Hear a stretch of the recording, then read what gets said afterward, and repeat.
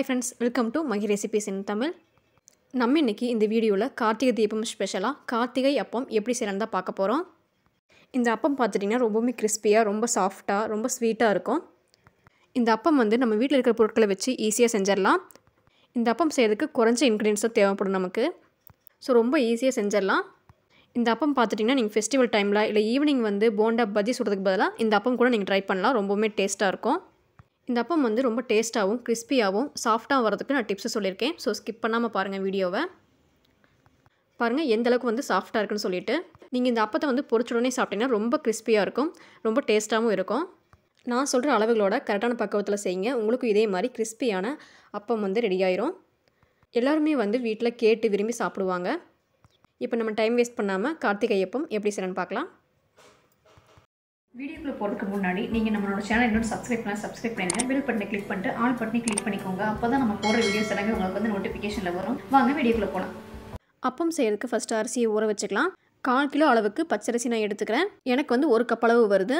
மாவு பச்சரிசி, ரேஷன் பச்சரிசி, உங்களுக்கு எந்த பச்சரிசி வந்து கிடைக்குதோ அதை எடுத்துக்கோங்க. இப்போ இந்த பச்சரிசியை 2லிருந்து 3 முறை நல்லா கழுவி எடுத்துக்கோங்க. தண்ணி வந்து நல்லா தெளிவாக வர வரைக்கும் நல்லா கழுவி எடுத்துக்கோங்க. இப்போ தண்ணி நல்லா தெளிவாக வர வரைக்கும் நல்லா கழுவியாச்சு. இப்போ இதில் தண்ணி சேர்த்திட்டு ஊற வச்சுக்கலாம். இப்போ இது ஒரு 2 மணி நேரம் நல்லா ஊறட்டும். உங்களுக்கு டைம் இருந்துச்சு அப்படின்னா ஒரு 5 மணி நேரம் கூட ஊற வச்சுக்கலாம். குறைஞ்சபட்சம் 2 மணி நேரமாவது ஊற வைக்கணும். நீங்கள் 4 to 5 மணி நேரம் ஊற வைக்கும்போது சீக்கிரம் வந்து அரிசி வந்து அரைப்பட்டுரும். அப்பம் வந்து நல்லா சாஃப்டாகவும் இருக்கும். நான் இன்றைக்கி 2 மணி நேரம் மட்டும்தான் ஊற வைக்க போகிறேன். மூடி போட்டு மூடி வச்சுருங்க. ஒரு 2லிருந்து 5 மணி நேரம் வந்து ஊறட்டும். இப்போ நான் ஒரு 2 மணி நேரம் தான் ஊற வச்சுருக்கேன். இப்போ பாருங்கள் அரிசி வந்து நல்லாவே ஊறிடுச்சு. இப்போ இந்த பச்சரிசி ஒரு ஓரம் இருக்கட்டும். இப்போ நம்ம வெல்லத்தை கரைச்சி எடுத்துகிட்டு வந்துடலாம். வெல்லம் அளவு பார்த்துட்டிங்கன்னா நீங்கள் 1/4 கிலோ அளவு பச்சரிசி எடுத்துட்டீங்க அப்படின்னா 1/4 கிலோ அளவுக்கு வெல்லம் எடுத்துக்கோங்க. அதாவது அதுக்கு ஈக்குவலாக எடுத்துக்கோங்க. கப் அளவு பார்த்துட்டிங்கன்னா 1 கப் அளவு பச்சரிசி எடுத்துட்டிங்க அப்படின்னா 1/4 கப் அளவு வெல்லம் எடுத்துக்கோங்க. வெல்லம் வந்து நீங்கள் கத்தியில் சீவி எடுத்துக்கிட்டாலோ இல்லை தட்டி எடுத்துக்கிட்டாலோ கரெக்டான வந்து மெஷர்மெண்ட் வராது. ஸோ அதனால் அது கூட கொஞ்சமாக சேர்த்திக்கோங்க, கரெக்டாக வந்துடும். கப்பில் வந்து வெல்லம் அளந்தெடுக்கும் போது நல்லா ப்ரெஸ் பண்ணி எடுத்துக்கோங்க, அப்போ வந்து கரெக்டாக வரும். இப்போ நம்ம இதில் ஒரு 1/4 கப் அளவு தண்ணி சேர்த்திக்கோங்க. நிறைய சேர்த்திடக்கூடாது. தண்ணி வந்து ரொம்ப கம்மியாக சேர்த்திக்கணும். தண்ணி அதிகமாக சேர்த்திட்டிங்க அப்படின்னா மாவில் சேர்த்து நீங்கள் மிக்ஸ் பண்ணும்போது தண்ணி அதிகமாகிடும். ஸோ தண்ணி வந்து கம்மியாக சேர்த்திக்கோங்க. இப்போ வெல்லத்தை கரைச்சி எடுத்துகிட்டு வந்துடலாம். இப்போ ஸ்பூன் வச்சு நல்லா கலந்து விட்டுட்டே வாங்க. வெல்லம் நல்லா கரைஞ்சி வரட்டும். வெல்லத்தில் வந்து தண்ணி சேர்க்கும் போது ரொம்ப கம்மியாக சேர்த்திக்கோங்க, அதிகமாக சேர்த்திடக்கூடாது. இப்போ வெல்லம் எல்லாமே நல்லா கரைஞ்சிருச்சு. நல்லா கொதி வந்துட்டுருக்கு. இப்போ நம்ம வந்து ஃபில்டர் பண்ணிக்கலாம். இந்த வெல்லத்தில் பார்த்துட்டிங்கன்னா தூசி நிறையா இருக்கும். ஸோ ஃபில்டர் பண்ணி எடுத்துக்கலாம். வெல்லம் வந்து திக்காயிடுச்சு அப்படின்னா ஃபில்டர் பண்ணுறதுக்கு கொஞ்சம் கஷ்டமாக இருக்கும். ஸோ தண்ணியாக இருக்கும்போதே ஃபில்டர் பண்ணி எடுத்துக்கலாம். உங்கள் கிட்ட நல்லா சுத்தமான வெல்லம் இருந்துச்சு அப்படின்னா வடிகட்ட தேவையில்லை. அதில் மண் தூசி எதுவுமே இருக்காது. ஸோ ஃபில்டர் வச்சு நல்லா வடிகட்டிக்கோங்க.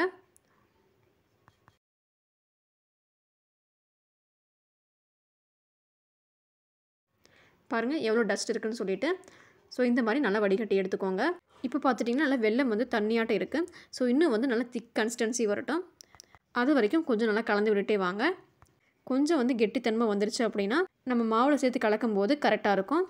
திக்காகிறதுக்குள்ளேயே நீங்கள் தண்ணியாக இருக்கும்போது நீங்கள் எடுத்து வச்சிட்டிங்கன்னா நீங்கள் மாவில் சேர்க்கும் போது மாவு வந்து ரொம்ப தண்ணியாக போயிடும். ஸோ இன்னும் கொஞ்சம் வந்து திக்காகட்டும். அது வரைக்கும் நம்ம வெயிட் பண்ணலாம். இப்போ பாருங்கள் இந்த ஸ்டேஜ் வந்து நமக்கு கரெக்டாக இருக்கும். அதாவது ரொம்ப திக்காகவும் இல்லாமல் ரொம்ப தண்ணியாகவும் இல்லாமல் மீடியமாக இருக்கும். இந்த ஸ்டேஜ் வந்து நமக்கு கரெக்டாக இருக்கும். இப்போ ஸ்டவ் ஆஃப் பண்ணிடுங்க. ஸ்டவ் ஆஃப் பண்ணிவிட்டு இது கொஞ்சம் ஆறி வரட்டும். இது முழுமையாக ஆறி வரதுக்குள்ளேயே நம்ம பச்சரிசியை மாவாக அரைச்சி எடுத்துகிட்டு வந்துடலாம். இப்போ பச்சரிசி ஒரு 2 மணி நேரம் நல்லா ஊறி வந்திருக்கு. இப்போ நம்ம இந்த பச்சரிசியை மிக்ஸி ஜாரில் கொஞ்சம் கூட தண்ணி இல்லாமல் சேர்த்திக்கலாம். மிக்ஸி ஜார் எடுத்துக்கோங்க. மிக்ஸி ஜார் எடுத்துகிட்டு கொஞ்சம் கொஞ்சமாக சேர்த்திக்கோங்க தண்ணி இல்லாமல்.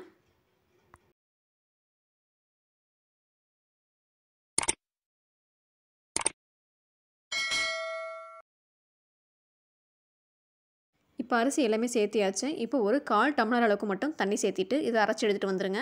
இப்போ பச்சரிசியை அரைச்சிட்டு வந்தாச்சு. இப்போ பாருங்கள் எந்த கன்சிஸ்டன்சியில் இருக்குன்னு சொல்லிட்டு. ரொம்ப தண்ணியாக இருக்கக்கூடாது. நம்ம இட்லி பதத்தளவுக்கு இருக்கணும். அப்போ தான் நம்ம வந்து வெள்ளைப்பாகு சேர்த்து மிக்ஸ் பண்ணும்போது கரெக்டாக வரும். இப்போவே வந்து தண்ணி ஜாஸ்தி ஆகிடுச்சு அப்படின்னா நம்ம வெள்ளைப்பாகு சேர்த்தும் போது ரொம்ப தண்ணியாக போயிடும். ஸோ பச்சரிசி அரைக்கும் போதும் சரி, வெள்ளத்தில் வந்து தண்ணி சேர்க்கும் போதும் சரி, ரொம்ப கம்மியான அளவில் சேர்த்திக்கோங்க. இப்போ இந்த பச்சரிசி மாவில் ஒரு வாழைப்பழம் வந்து கட் பண்ணிவிட்டு சேர்த்திக்கோங்க. வாழைப்பழம் வந்து சேர்த்து செய்யும்போது அப்பம் வந்து ரொம்பவுமே சாஃப்டாக வரும். பெரிய வாழைப்பழமாக இருந்ததுன்னா பாதி சேர்த்திக்கோங்க. சின்ன வாழைப்பழமாக இருந்ததுன்னா நீங்கள் அப்படியே சேர்த்திக்கலாம். இப்போ நான் ஒரு சின்ன வாழைப்பழம் தான் எடுத்திருக்கேன். அது எல்லாத்தையும் கட் பண்ணிவிட்டு சேர்த்திக்கலாம்.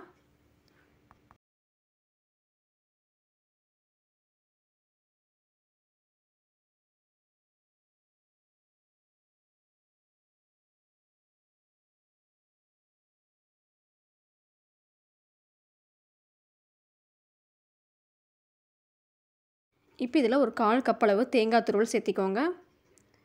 தேங்காய் துருவல் சேர்த்து செய்யும்போது நமக்கு நல்ல ஃப்ளேவர் கிடைக்கும். இப்போ ஒரு 1/4 கப் அளவு தேங்காய் துருவல் சேர்த்திக்கலாம். இப்போ இது எல்லாத்தையுமே தண்ணி எதுவும் சேர்த்த வேண்டாம், அரைச்சிட்டு வந்துடுங்க. இப்போ பச்சரிசி மாவில் தேங்காய் வாழைப்பழம் சேர்த்து அரைச்சிட்டு வந்தாச்சு. இப்போ மாவு பார்த்துட்டிங்கன்னா இருந்ததை விட கொஞ்சம் தண்ணியாட்டம் ஆயிருக்கு. இப்போ இதில் நம்ம சர்க்கரை பாகு சேர்த்திக்கலாம். மாவில் வந்து தண்ணி அதிகமாகிடுச்சு அப்படின்னா எப்படி அட்ஜஸ்ட் பண்ணுறதுன்னு சொல்லிட்டு நான் இடையில சொல்லியிருக்கேன். ஸோ ஸ்கிப் பண்ணாமல் பாருங்கள். இப்போ இந்த மாவில் ஒரு பிஞ்ச் அளவுக்கு வந்து சால்ட்டு சேர்த்திக்கோங்க, ரொம்ப சேர்த்தக்கூடாது. இப்போ நம்ம வெல்லம் கரைச்சி எடுத்து வச்சுருந்தோம் இல்லையா, அது இப்போ வந்து ஓரளவுக்கு சூடு கம்மியாயிருக்கு. இப்போ நம்ம மாவில் சேர்த்திக்கலாம். ரொம்ப ஆறிடுச்சு அப்படின்னா ரொம்ப திக்காயிரும். ஸோ சூடாக இருக்கும் போதே சேர்த்திக்கோங்க. ரொம்ப சூடாகவும் சேர்த்திடக்கூடாது, கை பொறுக்கிற அளவுக்கு சூடாக இருக்கும்போது சேர்த்திக்கோங்க. இப்போ இதில் வாசனைக்காக 2 ஏலக்காய் சேர்த்திக்கோங்க. இப்போ இது எல்லாத்தையும் சேர்த்திட்டு நல்லா கலந்து விட்டுருங்க. கலந்து விட்டுட்டு இது மறுபடியும் ஒரு டைம் நல்லா மிக்சியில் அடிச்சிட்டு வந்துடுங்க.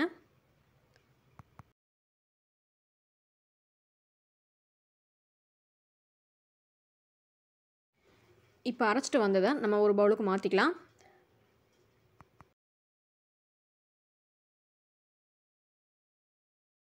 இப்போ பார்த்துட்டிங்கன்னா மாவு முன்னே விட கொஞ்சம் தண்ணி ஜாஸ்தியாக இருக்கிற மாதிரி இருக்குது. கருப்பாக இருக்கிறது எல்லாமே ஏலக்காயோட வித்து தான். ஸோ அது ஒன்றும் பிரச்சனை இல்லை. இப்போ நமக்கு மாவில் வந்து தண்ணி ஜாஸ்தியாக இருக்கிற மாதிரி இருக்கிறனால இதில் நம்ம 2 கரண்டி அளவுக்கு கோதுமை மாவு சேர்த்திக்கலாம். நீங்கள் கோதுமை மாவுக்கு பதிலாக மைதா மாவு கூட சேர்த்திக்கலாம். கோதுமை மாவு இருந்துச்சுன்னா பெட்டராக இருக்கும். அப்போ வந்து நம்ம எண்ணெயில் பொரிச்செடுக்கும் போது நல்லா பூரி மாதிரி நல்லா புஷ்ஷுன்னு வரும் கோதுமை மாவு சேர்த்திட்டீங்க அப்படின்னா. இப்போ இது ஒரு டைம் நல்லா மிக்ஸ் பண்ணிவிட்டு மிக்ஸி ஜாரில் மறுபடியும் மாற்றிக்கிட்டு மறுபடியும் நல்லா அரைச்சி எடுத்துகிட்டு வந்துடுங்க. உங்களுக்கு வந்து தண்ணி அதிகமாக இருந்தாலும் சரி கம்மியாக இருந்தாலும் சரி ஒரு 2 கரண்டி அளவுக்கு கோதுமை மாவு சேர்த்து செய்யுங்க, ரொம்ப நல்லா வரும். இப்போ நம்ம இதை மிக்ஸி ஜாருக்கு மாற்றிட்டு மறுபடியும் அரைச்சி எடுத்துகிட்டு வந்துடலாம். இப்போ கோதுமை மாவு சேர்த்திட்டு அரைச்சி எடுத்துகிட்டு வந்தாச்சு. இப்போ பாருங்கள் ஓரளவுக்கு வந்து திக்காயிருக்கு. இப்போ இந்த மாவை 1 மணி நேரம் ஊற வச்சிடலாம். ஊற வைக்கும்போது இன்னும் நல்லா திக்காக வரும். 1 மணி நேரத்துக்கு அப்புறம் நம்ம அப்பம் சுட ஸ்டார்ட் பண்ணிடலாம். இப்போ 1 மணி நேரம் ஊறி வரட்டும். 1 மணி நேரத்துக்கு அப்புறம் நம்ம அப்பம் சுட ஸ்டார்ட் பண்ணிடலாம்.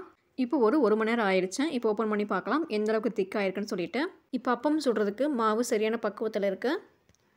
உங்களுக்கு மாவில் வந்து தண்ணி அதிகமாகிடுச்சு நீங்கள் ஃபீல் பண்ணிங்கன்னா இந்த மாதிரி கோதுமை மாவு இல்லை மைதா மாவு நீங்கள் சேர்த்திக்கோங்க. இந்த மாதிரி சரியான பக்குவத்தில் இருந்தால் தான் அப்போ வந்து கரெக்டாக வரும். ஸோ மாவு சேர்க்கும் போது நீங்கள் கோதுமை மாவு சேர்த்துட்டிங்கன்னா நல்லா பெட்டராக இருக்கும். இப்போ நமக்கு அப்பம் சுட மாவு ரெடியாக இருக்குது. இப்போ நம்ம அப்பம் சுட ஸ்டார்ட் பண்ணிடலாம். அப்பம் சுட்டு எடுக்கிறதுக்கு கடாய் எடுத்துக்கோங்க. நான் வந்து இன்றைக்கி இரும்பு கடாய் எடுத்திருக்கேன். எண்ணெய் தேவையான அளவு சேர்த்திக்கோங்க.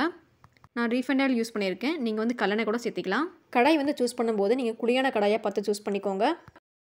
இப்போ தேவையான அளவு எண்ணெய் சேர்த்தியாச்சு. இப்போ இந்த எண்ணெய் வந்து நல்லா சூடாகி வரட்டும், நம்ம வெயிட் பண்ணலாம்.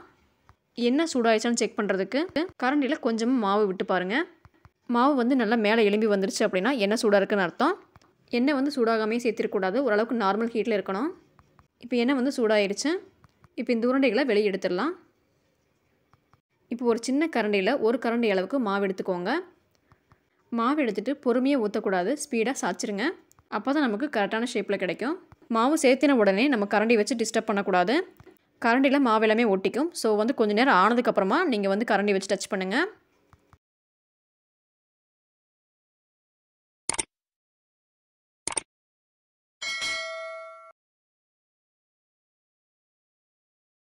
மாவு வந்து மேலே உப்பி வரும். அந்த டைமில் நீங்கள் வந்து லைட்டாக கரண்டி வச்சு டச் பண்ணால் போதும், மேலே வந்துடும். அதுக்கு முன்னாடி நீங்கள் கரண்டி எதுவும் யூஸ் பண்ண வேண்டாம். இப்போ லைட்டாக மேலே எண்ணெயை தெளிச்சிட்டே வாங்க. அப்போ தான் வந்து ஈக்குவலாக வேகும், கலரு வந்து ஈக்குவலாக இருக்கும். அதே சமயம் நம்ம கரண்டி வந்து அப்பத்தில் டச் ஆகக்கூடாது. டச் ஆச்சு அப்படின்னா அப்போ வந்து உடையிறதுக்கு சான்சஸ் இருக்குது. மாவு வந்து உங்கள் கரண்டியில் ஒட்டிக்கும். ஸோ டச் ஆகாமல் எண்ணெயை வந்து தெளிச்சிட்டே வாங்க. வெந்ததுக்கப்புறமா பட்டுச்சுன்னா ஓகே. வேகிறதுக்கு முன்னாடியே நீங்கள் வந்து கரண்டி வச்சு டச் பண்ணிங்கன்னா மாவு வந்து ஒட்டிக்கும் கரண்டியில். இப்போ 2 பக்கமும் நல்லா கலர் சேஞ்ச் ஆகி வர வரைக்கும் நல்லா பொறுமையாக பொரிச்சு எடுத்துக்கோங்க. இரும்பு கடாயாக இருந்துச்சு அப்படின்னா நீங்கள் லோ ஃப்ளேமில் வச்சுக்கோங்க. மீடியம் ஃப்ளேமில் வச்சிங்க அப்படின்னா இரும்பு கடாய் வந்து ஹீட் ஆகிட்டே இருக்கும். ஸோ ஓவர் ஹீட் ஆயிரும். மீடியமில் வச்சிங்க அப்படின்னா லோ ஃப்ளேமில் வச்சிங்கன்னா கரெக்டாக இருக்கும். நான்ஸ்டிக் அலுமினியம் கடாயில் நீங்கள் மீடியமாகவே வச்சுக்கலாம். ஹீட் வந்து ரொம்ப ஜாஸ்தி ஆகிடுச்சு அப்படின்னா நீங்கள் லோ பண்ணிக்கோங்க. அப்புறம் ரொம்ப லோ ஆயிடுச்சுன்னு நினச்சிங்கன்னா அதுக்கப்புறம் ஜாஸ்தி பண்ணிக்கோங்க. அது வந்து பிரச்சனை கிடையாது. இரும்பு கடாய் தான் வந்து ரொம்ப ஹீட் ஆயிரும். ஸோ இரும்பு கடாயில் ஸ்டார்டிங்கில் வந்து மீடியமில் வச்சுக்கோங்க. நல்லா ஹீட் ஆனதுக்கப்புறமா, அதாவது எண்ணெய் நல்லா சூடானதுக்கப்புறமா லோ ஃப்ளேமுக்கு மாற்றிடுங்க. இப்போ பாருங்கள் அப்பம் வந்து நல்லா கலர் வந்துருச்சு. இப்போ நம்ம இதையே வெளியே எடுத்துடலாம்.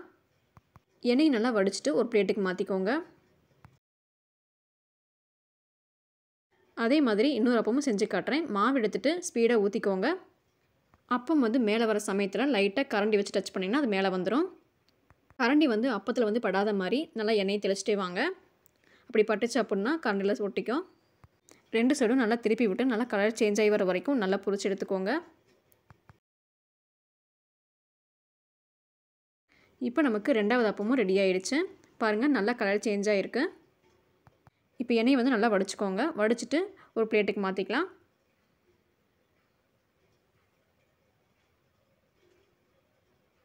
இதே மாதிரி எல்லா அப்பமும் சேர்த்து பொரிச்சுக்கலாம்.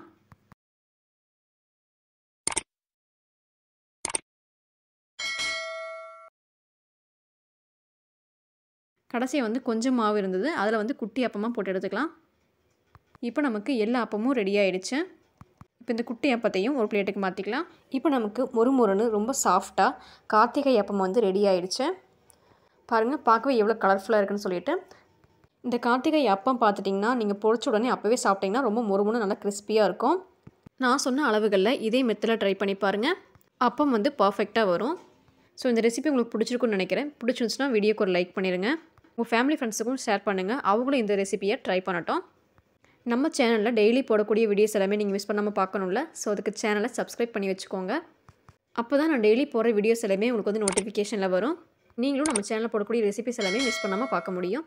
ஸோ மறக்காமல் சேனலை சப்ஸ்கிரைப் பண்ணி வச்சுக்கோங்க. நெக்ஸ்ட் ரெசிபியில் மீட் பண்ணலாம். தேங்க்யூ.